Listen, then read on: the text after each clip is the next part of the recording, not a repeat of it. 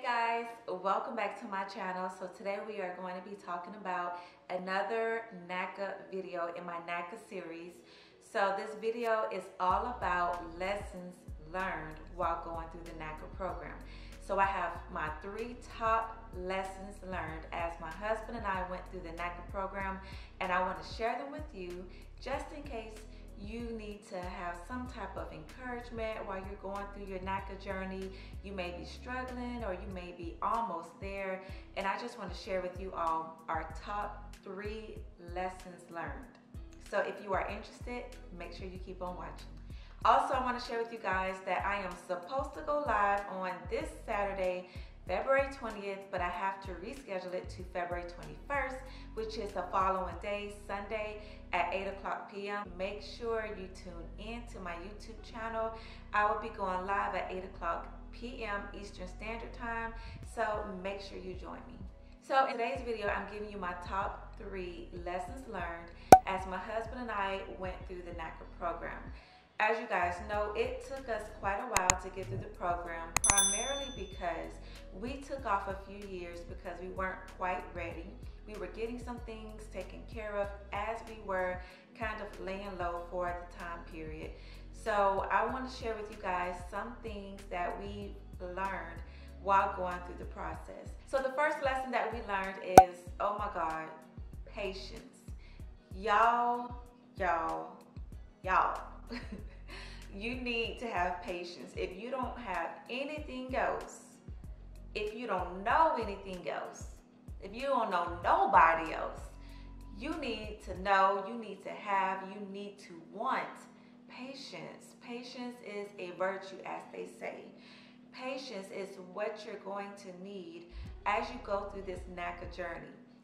For some, it may not be as hard, but for others, it may be harder. And I know for me, it wasn't so hard, but it was just the fact that I had 6 different counselors. And majority of those counselors left NACA and left their clients hanging dry. Like, hello, how can you do that?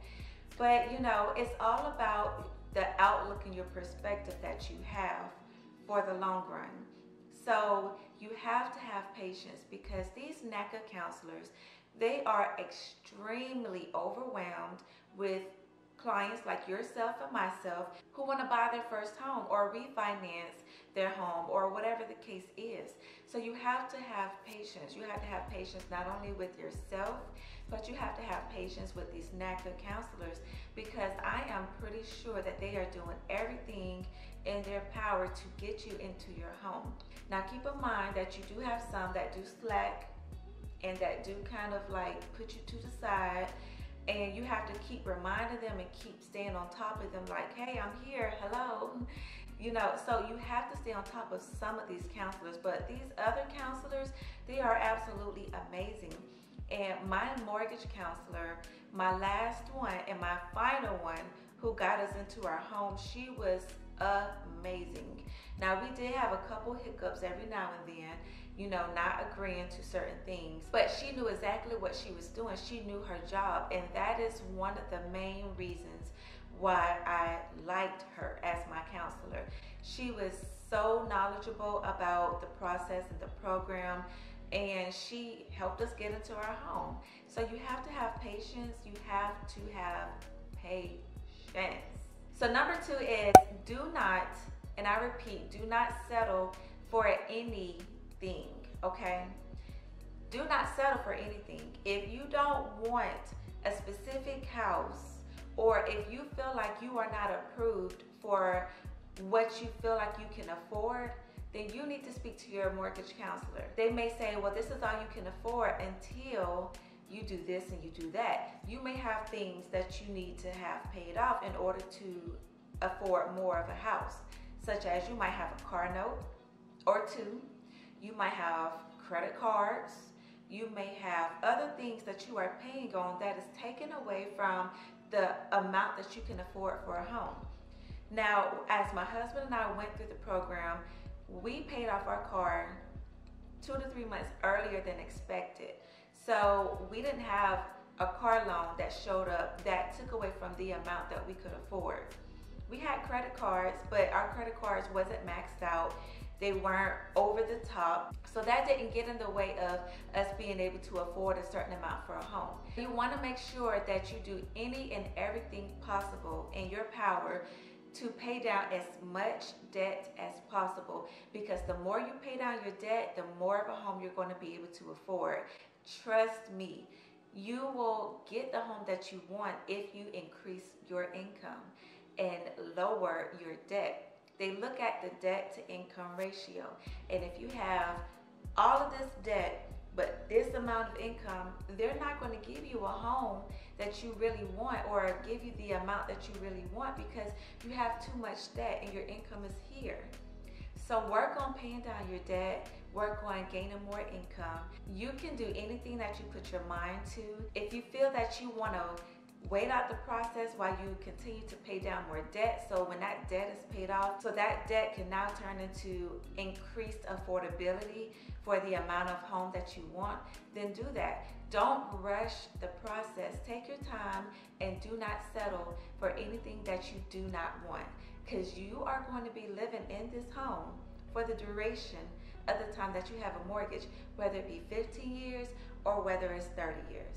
So do not settle for anything that you are not comfortable with. And my final and last lesson learned while going through this NACA process is saving money. I was so bad about saving money, and my husband is so good about saving money. I just felt like I needed to go to this store, to that store, spend this, spend that. And my husband used to look at me like, Tasha, you don't have to spend this. You don't have to spend that. Save your money. And I felt the need to reevaluate some of the things that I was spending money on. And my husband and I sat down and we talked and we figured out, okay, since we have to come up with minimum required funds, since we have a payment shock, let's do this. Let's put a certain amount into our savings each pay period so we can get what we want. So we can try to buy down our interest rate, or so we can have more than enough money in our savings so when it's time to close, we can have this amount of money to get all of our necessities. And so my husband and I came together. We finally came up with a plan, and that plan is still working to this day, almost a year later. We put a plan into action and we had a goal and we crushed our goal.